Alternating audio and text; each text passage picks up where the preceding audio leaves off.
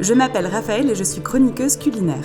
J'ai voulu en savoir plus sur la filière porcine et notamment sur l'élevage des animaux. Je suis donc partie à la rencontre de 2 éleveurs, l'une en Bretagne et l'autre en Occitanie. Parmi d'autres sujets, j'ai voulu en savoir plus sur l'alimentation animale. Moi, ça m'intéresserait de savoir ce que eux ils mangent, les cochons. Finalement, c'est une alimentation simple. 75% de céréales, blé, maïs, Ouais. une partie de protéagineux et le reste, c'est des vitamines.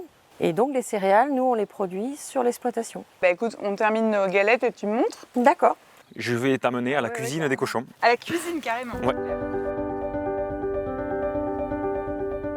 Nous avons des cultures. À la récolte, on amène les céréales et c'est stocké pour l'année dans les cellules.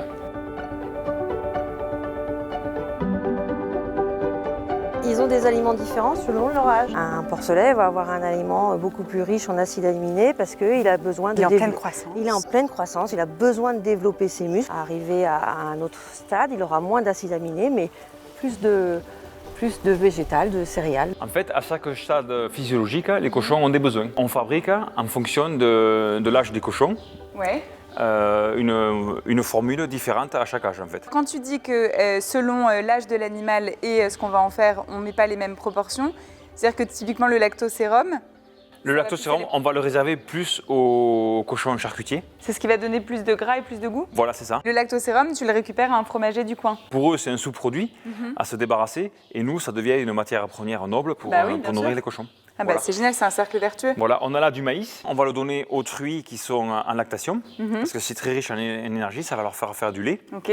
Par contre, on ne va pas le donner aux truies qui sont en gestation parce qu'elles auraient tendance à devenir un peu trop grasses. Ok, Voilà. ok. Contrairement à l'orge, qui lui est une céréale très riche en fibres, elle, l'orge, on va la réserver surtout aux truies pour qu'elles aient du lest, en fait, qu'elle ne soit pas constipée, tout simplement. Ouais, ouais. Alors le blé, C'est la lui, base. Ouais, lui, c'est la base. Il va pour toutes les catégories, et notamment sur les petits porcelets, parce qu'il est très digestible. Si on s'adresse à un public qui aime la viande plutôt grasse ou plutôt maigre, j'imagine que c'est pas la même alimentation. Non, voilà, par exemple, nous ici, on a un cahier des charges qui correspond à une viande plutôt maigre. C'est une demande de consommateur. L'abatteur a adapté un cahier des charges et nous, on essaye de produire ce cochon-là. Donc, à travers l'alimentation, il faut qu'il y ait peu de gras, un taux de muscle important quand même. Et quand même tendre, quoi. Et qu'en même temps, évidemment, ouais.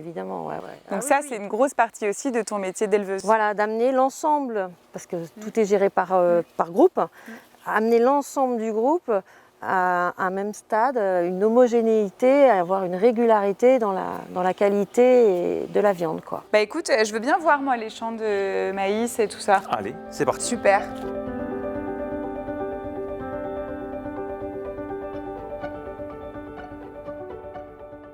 C'est quoi l'avantage pour toi de produire toi-même toute l'alimentation quasiment que tu donnes à tes cochons?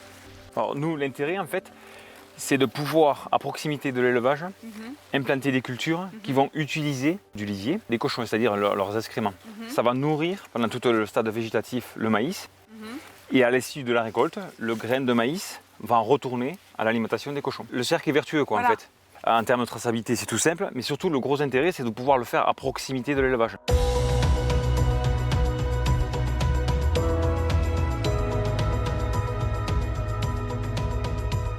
Dans notre alimentation humaine, on consomme de l'huile de colza.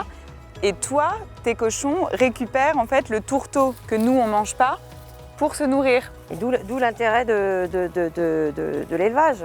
Bah oui. Parce que là, il y a des produits qui ne sont pas à destination humaine et du coup, on les incorpore dans l'alimentation du cochon. C'est hyper vertueux. Eh oui. Les porcs, eux, se nourrissent de céréales, d'oléoprotéagineux, de vitamines et de minéraux. Lydia et Sébastien m'ont permis de me rendre compte à quel point le métier d'éleveur était un métier de passion qui demandait à la fois un grand nombre de compétences techniques et une relation très étroite entre l'homme et l'animal.